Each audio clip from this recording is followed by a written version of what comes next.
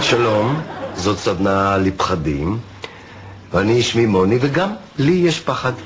אני פוחד מצעקות. אתם יודעים, א', ה', ה', ה', סימן קריאה? אוקיי, אני מציע שבשלב הזה פשוט תתחילו לספר לי קצת על עצמכם. קוראים לי יובל ויש לי פחד מהתנצלויות. סליחה? מהתנצלויות? כן. אני מאוד מצטער. כל סוג של התנצלות? כן. אז אנחנו פשוט נצטרך להימנע מזה. שמך? שמי ריקי, ולי יש פחד מדברים שחוזרים על עצמם. פחד מדברים אני מצטער. ושמך?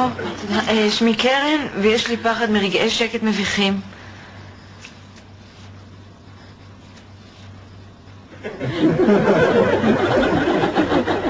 כמה זמן השקט צריך להיות? השקט הזה היה ממש גבולי. אז אנחנו פשוט נצטרך לדאוג שהשיחה תזרום כל הזמן. שלום, אני שמוליק. איחרתי, אני מצטער.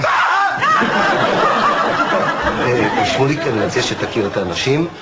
זאת ריקי, ויש לה פחד מדברים שחוזרים על עצמם. אני מצטער.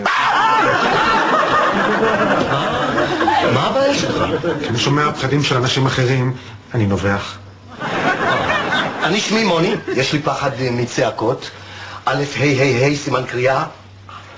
כן, וזאת קרן, יש לה פחד מרגעי שקט מביכים. אז בואו נשתדל שהשיחה פשוט תמשיך לזרום כל הזמן. כבר אמר את זה קודם. סליחה? חברים, אני מציע שנתקדם, אוקיי? זה יובל, יש לו פחד מהתנצלויות. יובל, אני מציע שתספר לנו מתי הבעיה שלך התחילה. אוקיי, הכל התחיל כשלבשתי פעם ראשונה את הגרביונים של סבתא שלי.